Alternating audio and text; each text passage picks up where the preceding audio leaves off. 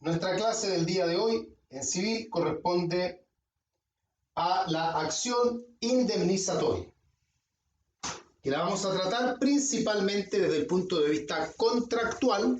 Igualmente iremos haciendo algunos comentarios que tienen que ver con el ámbito extracontractual. Igual lo haremos, como les digo, pero principalmente nuestro enfoque va a estar dado por el ámbito de la responsabilidad contractual. Vamos a darle algunas vueltas a algunos temas previos también, para no llegar y entrar de inmediato a la acción, sino que tener algo de contexto. Y dentro de aquello, lo primero que vamos a recordar es qué significa indemnización de perjuicios. Como concepto, ¿qué es indemnizar? Una materia que está muy ligada a uno de los principios inspiradores del derecho civil, que es el principio de responsabilidad. Muy unido a ese principio se encuentra justamente la acción indemnizatoria y la indemnización, pues no olvidemos que la gran manifestación de este principio de responsabilidad en el derecho civil es precisamente la indemnización de perjuicios. La indemnización es, al fin y al cabo, la manera como se hace efectiva la responsabilidad de las personas.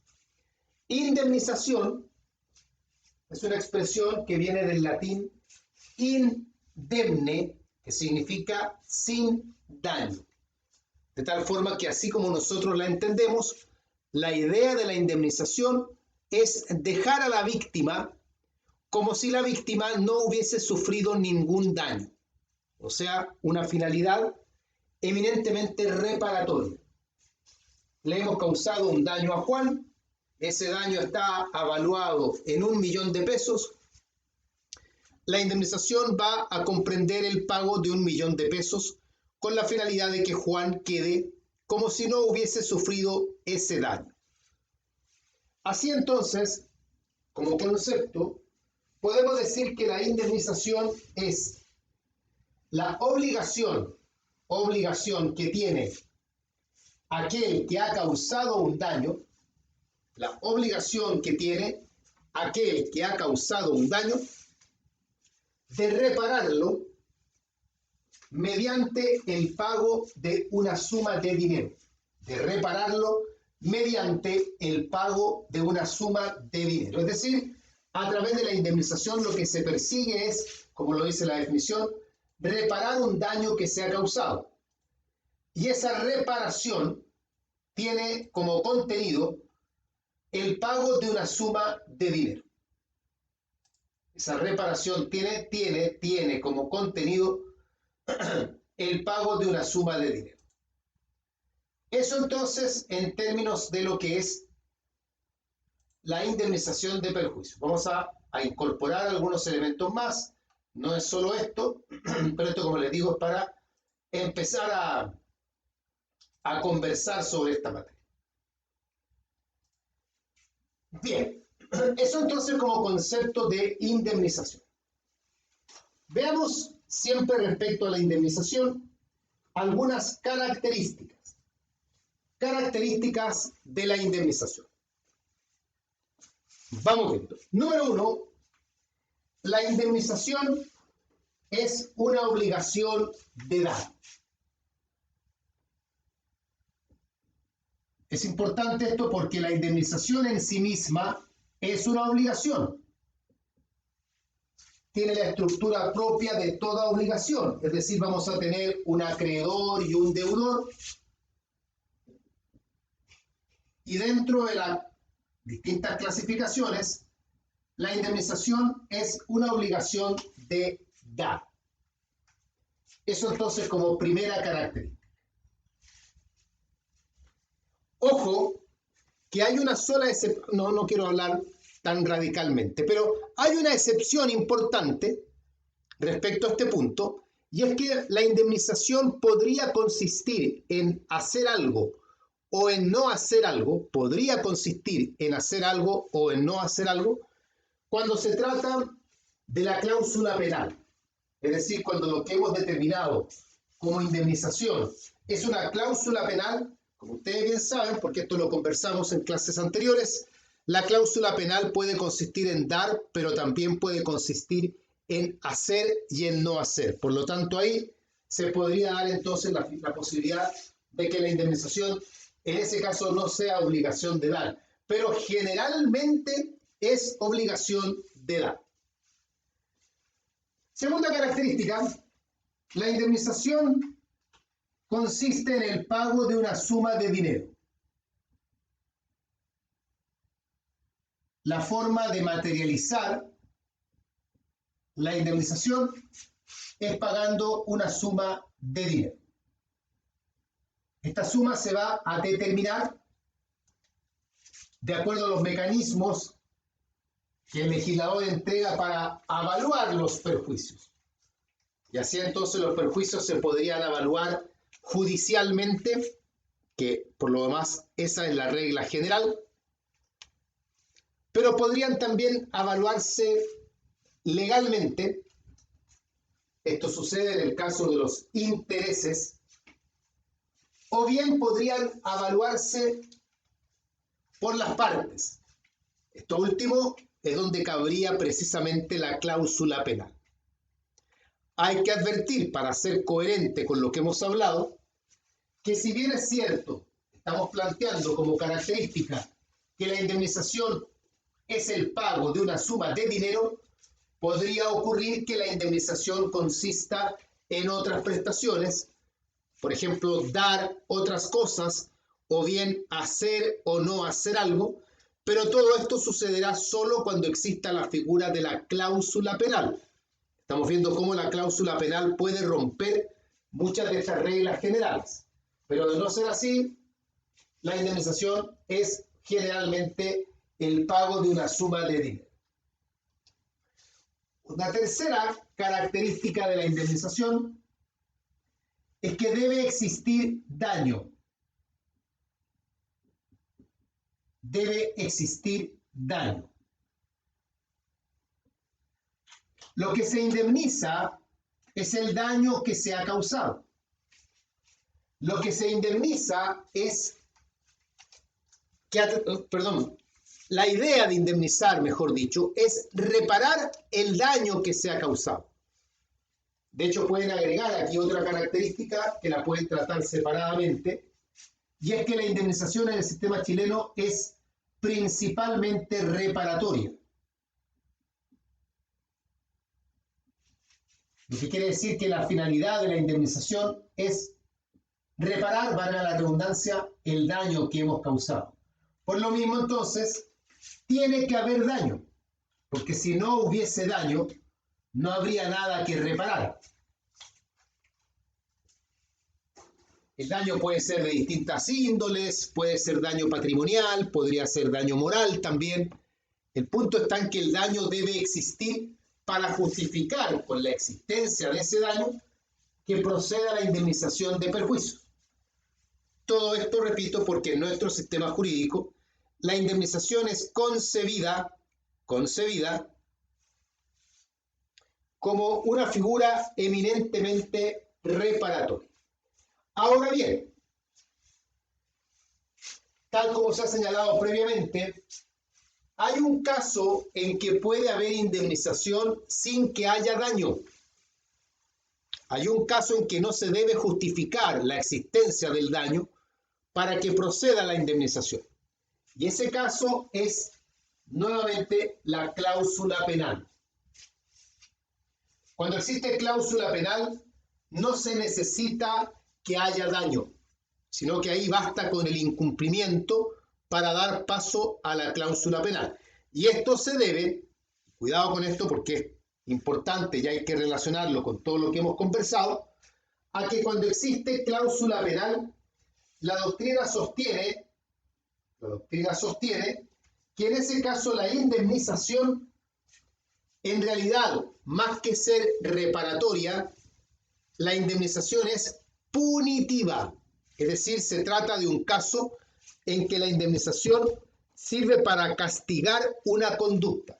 En este caso, hay incumplimiento, se castiga ese incumplimiento a través de la cláusula penal y por lo tanto no es relevante realmente que haya daño. haya o no haya daño, la cláusula penal se paga igualmente porque la cláusula penal no tendría entonces este carácter reparatorio. Otra característica es que la indemnización de perjuicios es compatible con la resolución del contrato,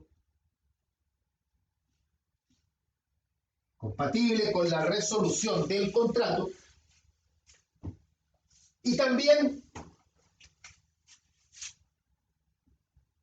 con el cumplimiento forzado.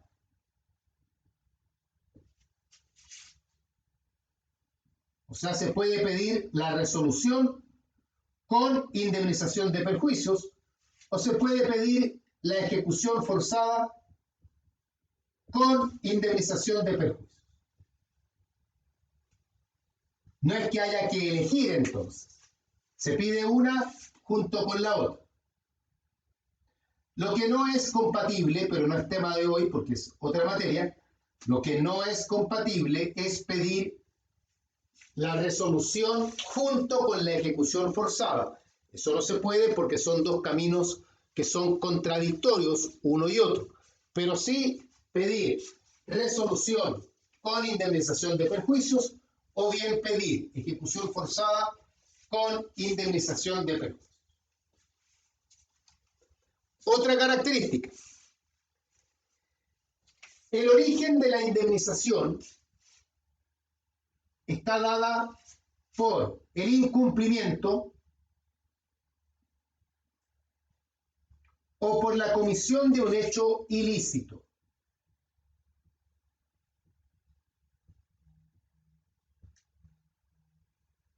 O sea, para que proceda la indemnización, tiene que haber de parte del otro sujeto un incumplimiento o bien haberse cometido un hecho ilícito. Naturalmente, cuando hablamos de incumplimiento, estamos enmarcándonos dentro de lo que es la responsabilidad contractual.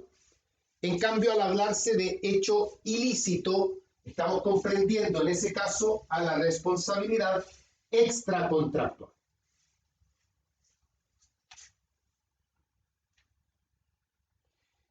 Y como última característica,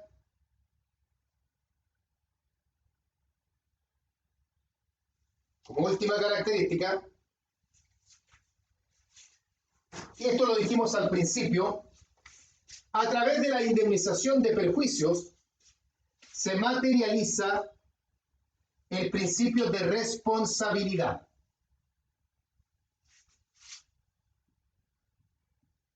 Asociada a la indemnización al principio de responsabilidad.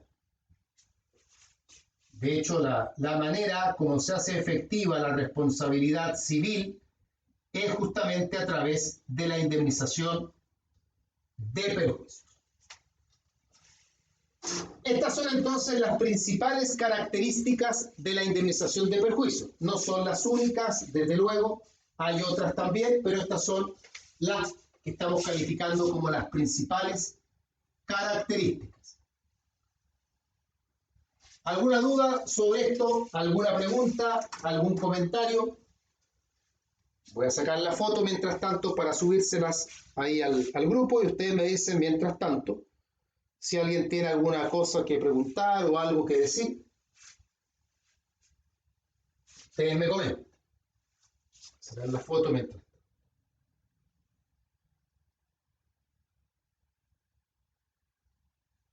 Ya.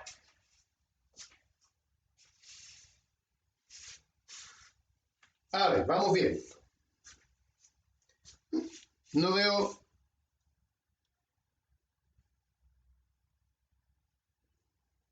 ninguna pregunta. Asumo que estamos ok, entonces hasta acá. Ahí subo el pantallazo entonces, la foto de la pizarra.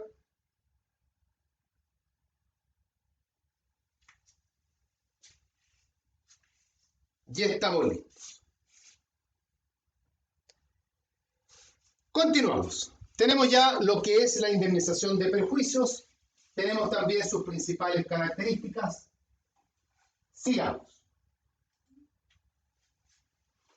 Para reclamar la indemnización de perjuicios, existe una acción. No olvidemos que la indemnización de perjuicios, como ya está señalado, es una obligación. Y como lo hemos dicho, hay por lo tanto un deudor, que es el que debe pagar la indemnización, y hay un acreedor, que es el que tiene derecho a cobrar la indemnización. Para el acreedor, la indemnización de perjuicios es un derecho personal, es un crédito. Y como todo derecho personal, da origen a una acción personal. Y ahí entonces, por lo tanto, el que quiera reclamar una indemnización de perjuicios, tiene para ello una acción que es justamente la acción indemnizatoria. Hilda me dice, profesor, no entendí lo de la ejecución forzada, con qué sí y con qué no. La ejecución forzada es compatible con la indemnización de perjuicios, es incompatible con la resolución del contrato. Eso es lo que habíamos dicho hace un momento atrás.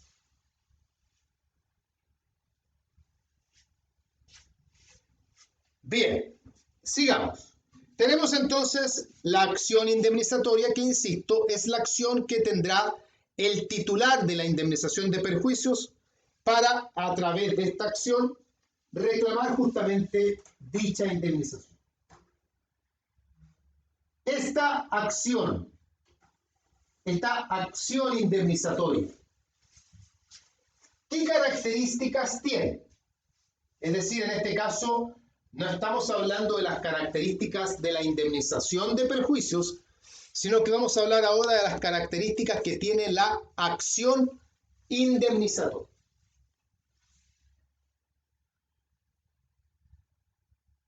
Vamos bien.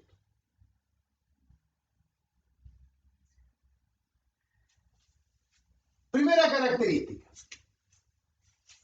Es una acción personal, precisamente lo que habíamos señalado previamente, dado que está protegiendo a un derecho personal, a un crédito, que es el que tiene este acreedor, para reclamar al deudor la indemnización de perjuicios. Como todo derecho personal, está protegido por una acción personal. En este caso, la acción indemnizatoria es, por lo tanto, una acción personal. ¿Qué significa que sea una acción personal? Que están determinados tanto el sujeto activo como el sujeto pasivo. Que sabemos que acá existe un acreedor, que será el titular de la acción, y existe un deudor, que en este caso es el sujeto pasivo, es decir, contra quien vamos a dirigir esta acción. Eso entonces como primera característica. Segunda característica, la acción indemnizatoria es una acción patrimonial. Es una acción patrimonial. Patrimonial porque lo que se persigue es de contenido económico. Estamos persiguiendo el pago de una suma de dinero. O sea, lo que se está persiguiendo es pecuniario.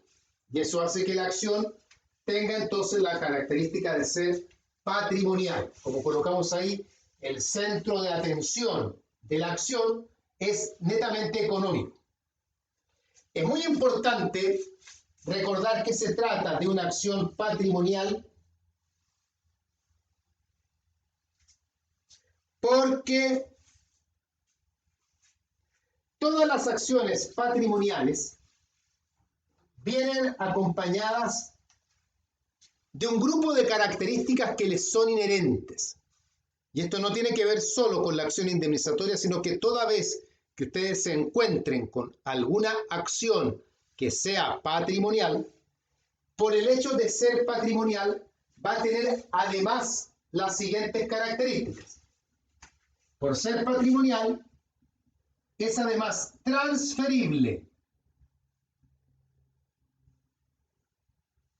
Transferible significa que la acción se puede ceder por acto entre vivos. Yo esta acción que tengo para pedir indemnización de perjuicios, puedo cedérsela a otra persona. Lo hago por acto entre vivos y por lo tanto señalamos en ese sentido que esta acción, la acción indemnizatoria, es una acción transferible. Además de ser transferible, es transmisible.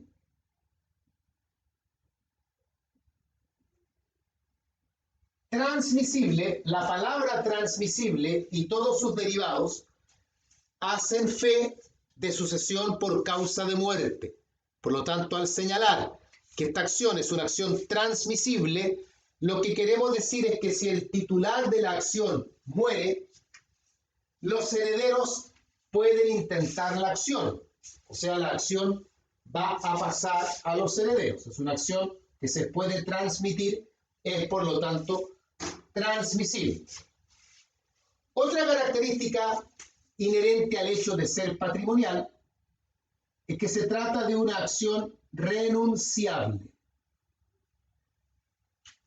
No hay ningún inconveniente a que el titular de la acción renuncie al ejercicio de ella.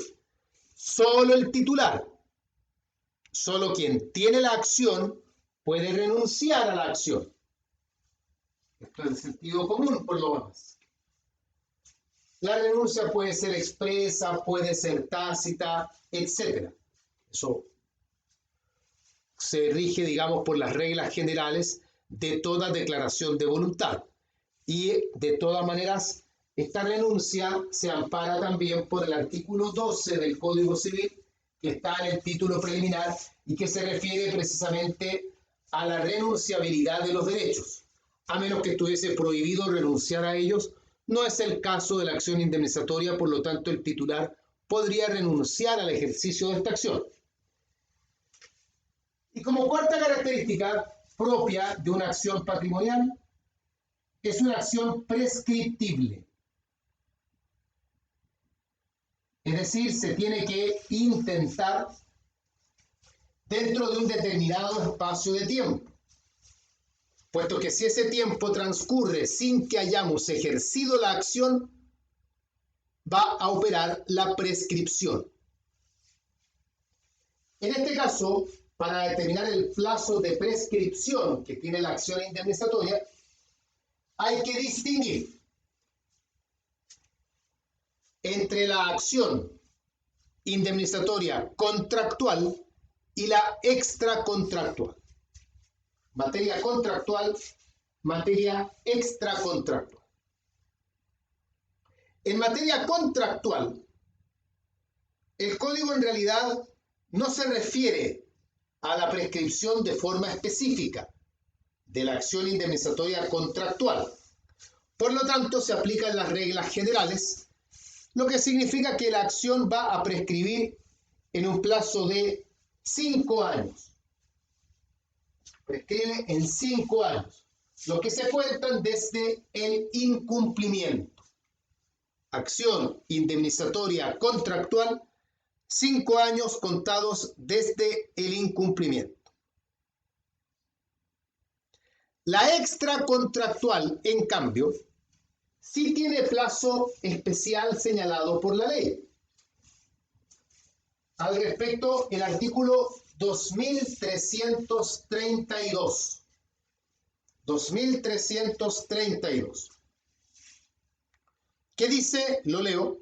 Las acciones que concede este título por daño o dolo, se está refiriendo a las acciones que emanan de los delitos y los cuasi delitos civiles, o sea, en el ámbito extracontractual, prescriben en 4 años contados desde la perpetración del acto. 4 años contados desde la perpetración del acto. Es decir, hay un plazo que no tiene discusión alguna, y es que la acción indemnizatoria extracontractual va a prescribir en 4 años. Ahora, ¿desde cuándo contamos estos 4 años? He ahí el problema.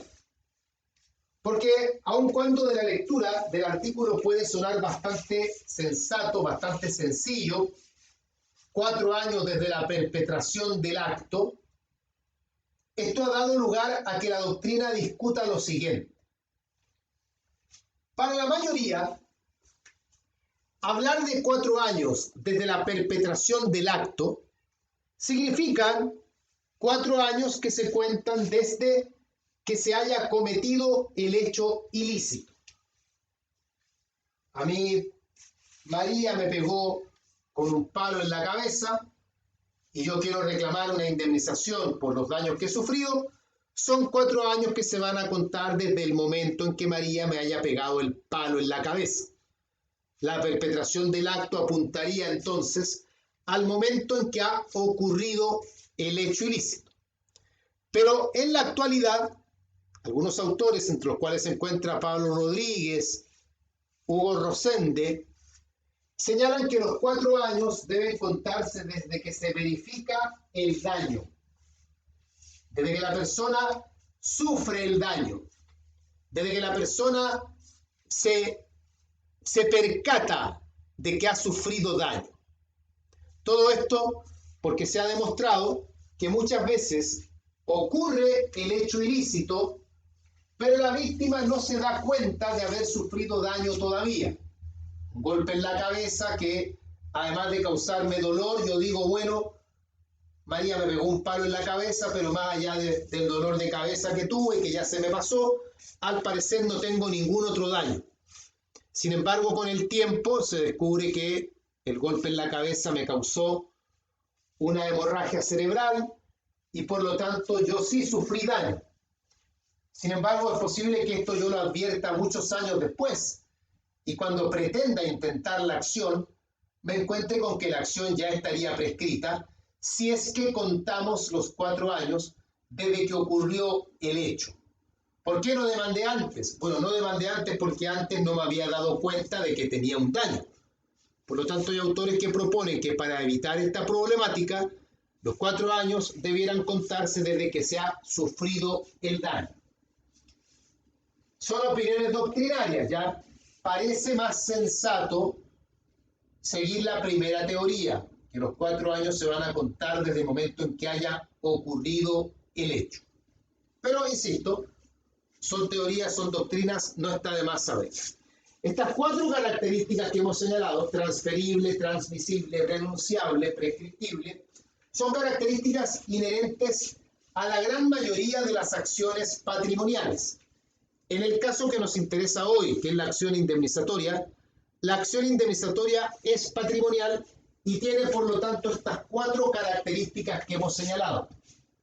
Y de lo prescriptible es la única donde habría que dividir entre materia contractual y materia extracontractual, porque tanto los plazos como los momentos desde cuando empezamos a contar dichos plazos son diferentes.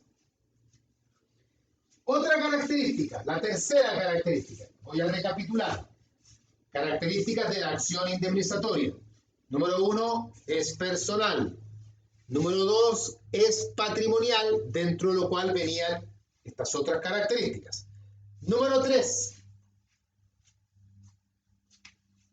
Aparece como número 3 acá la prescripción, por lo tanto nos la saltamos puesto que ya la vimos y colocamos como número 3 que se trata de una acción mueble. La acción indemnizatoria es una acción mueble, puesto que lo que se persigue es el pago de una suma de dinero. Y como el dinero es algo mueble, eso le da a la acción la calidad de acción mueble. Esto podría llegar a tener importancia para temas asociados con la competencia, o sea, para saber qué tribunal es competente para conocer del asunto si es que eventualmente este asunto se judicializa. Estas son entonces algunas características de la acción indemnizatoria.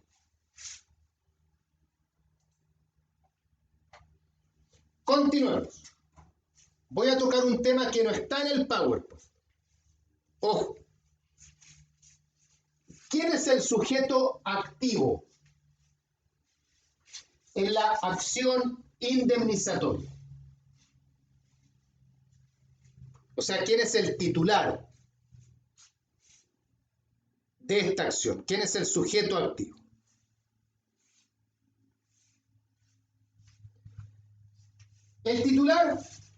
y aquí no hay mucha novedad, es la víctima del daño. El que ha sufrido el daño es el que puede intentar la acción. La víctima, en palabras sencillas.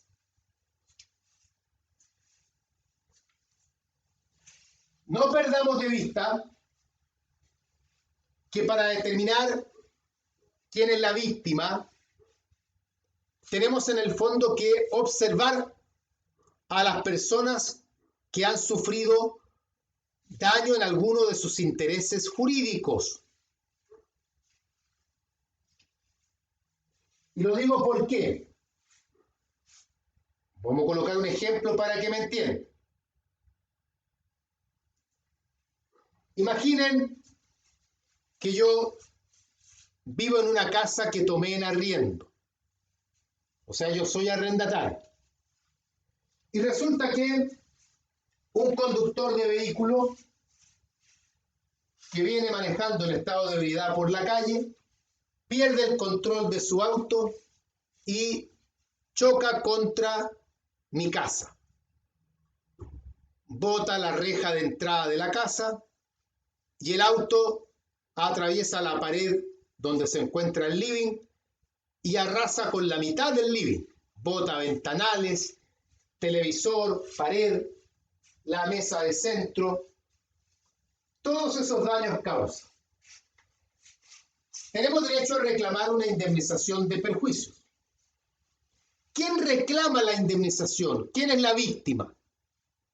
El dueño de la casa, desde luego, porque él es dueño de la casa y su casa, de la que él es dueño, se ha visto dañada por todo esto que he señalado.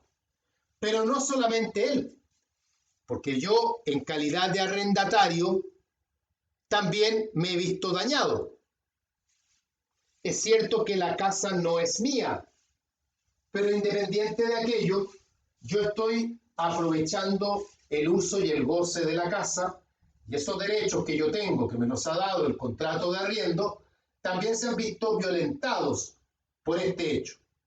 Entonces lo que les pido no es que crean que hay muchas víctimas, puede haberlas, no siempre, pero entendamos que el concepto de víctima a veces es más amplio de lo que uno cree de buenas a primeras. Eso en cuanto entonces al sujeto activo.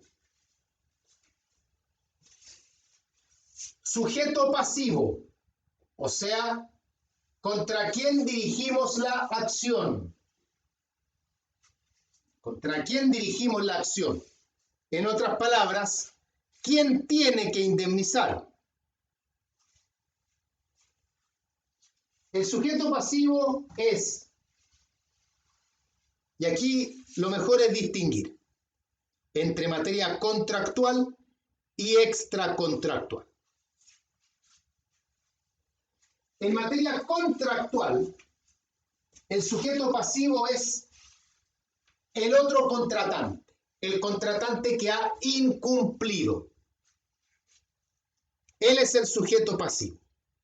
Yo como acreedor, como contratante diligente, veo que mi contraparte no ha cumplido, intento contra ella entonces la acción indemnizatoria. Eso en materia contractual. En materia extracontractual, la acción indemnizatoria la dirigimos contra, en materia extracontractual, la dirigimos contra el autor del daño, el autor del hecho ilícito, el autor del delito o del cuasi delito civil, según corresponda. Este conductor que venía conduciendo en estado de ebriedad, contra él dirigimos la acción indemnizatoria. Ahí tenemos entonces tanto sujeto activo como sujeto pasivo en esta acción. ¿Dudas hasta acá? Nos queda un poquito todavía, pero antes de seguir avanzando, cuéntenme si hay alguna duda. ¿Algún comentario, algo que preguntar?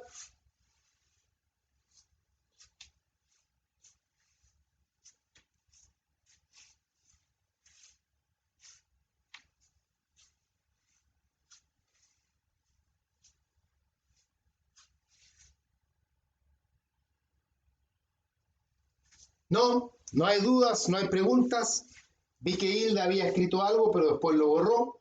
Probablemente alguna duda que después ya, entre todo lo que yo dije, fue respondida. Veo a Javier que está escribiendo, lo vamos a esperar.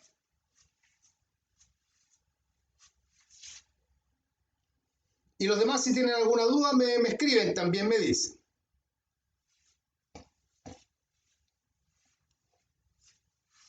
Ya. No veo preguntas. Continuamos entonces. Todo para seguir dándole contexto a todo lo que estamos analizando. ¿Cuáles son las características? No miento. ¿Cuál es la clasificación de la indemnización? Me quedé pegado ahí porque veo que Javier sigue escribiendo, pero no me aparece nada todavía. ¿Cómo se clasifica la indemnización de perjuicios? Clases de indemnización, tipos de indemnización. La indemnización, atendiendo a qué comprende, la indemnización puede ser de dos clases. Tenemos indemnización compensatoria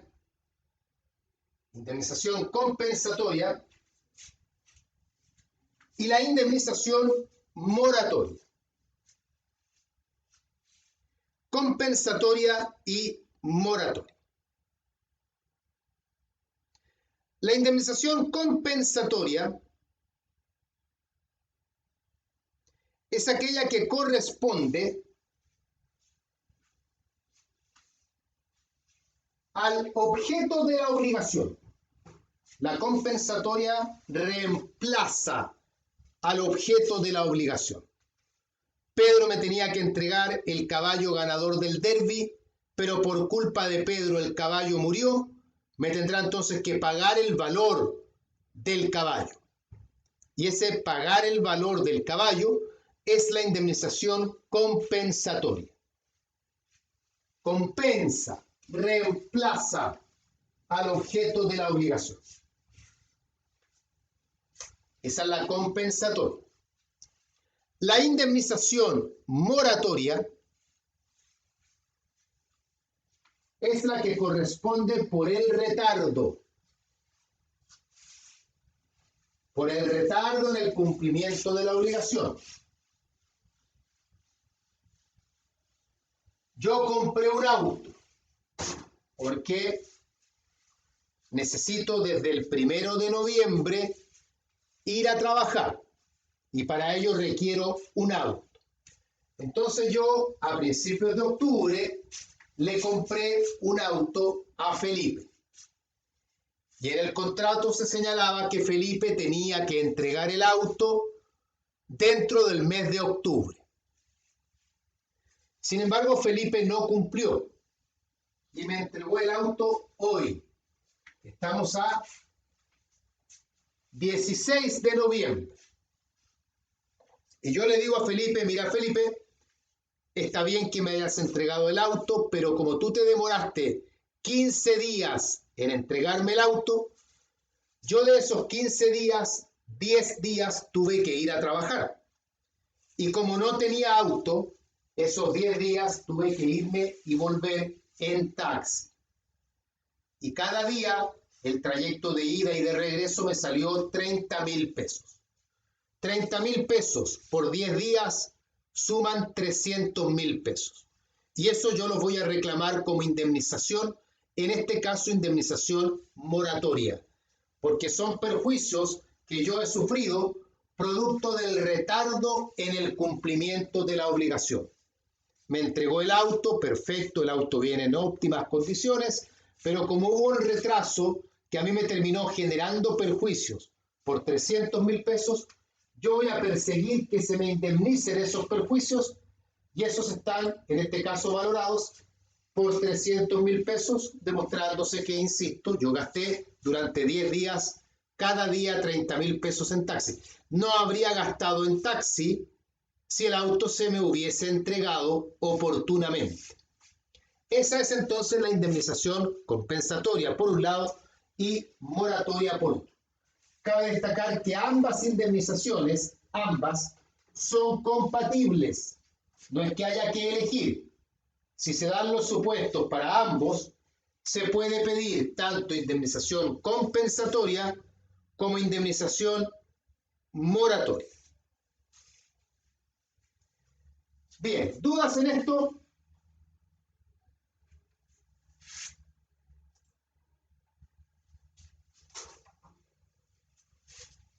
Ya, pasamos entonces al último tema, también para dar contexto a todo lo que estamos estudiando. ¿Cuáles son los elementos de la indemnización de perjuicios? O también pueden ser llamados requisitos de la indemnización de perjuicios. Elementos o requisitos.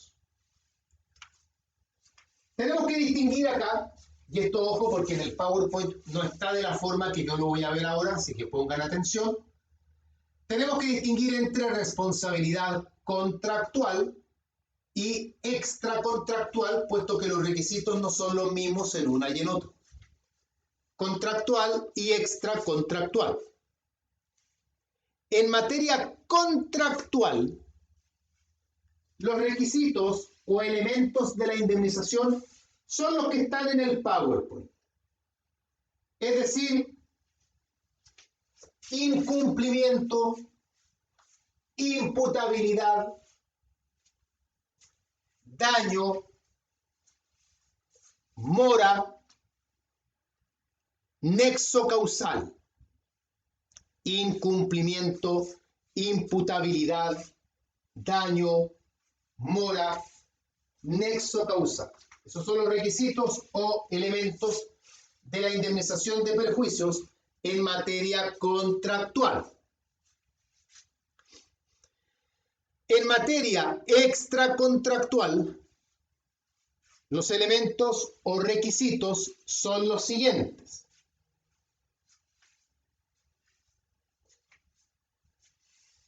Hecho ilícito, imputabilidad, daño, capacidad del autor y nexo causal. Hecho ilícito, imputabilidad del autor, imputabilidad, daño, capacidad del autor, nexo causal. Observen cómo entre ambas indemnizaciones, contractual por un lado y extracontractual por otra, de los 5 requisitos que ambas tienen, hay 3 que se repiten. Tienen en común imputabilidad, daño y nexo causal. Eso los tienen en común. Difieren en la contractual tenemos incumplimiento y además la constitución en mora. En la extracontractual no hay incumplimiento, no hay constitución en mora, sino que su lugar lo ocupan la comisión de un hecho ilícito y la capacidad del autor. No vamos a profundizar en los elementos, eso parte de otro contenido, de otra clase, no lo vamos a ver hoy, no viene al caso. Así que con la enunciación de los requisitos o elementos estaríamos bien. Cuéntenme si hay alguna duda, alguna pregunta.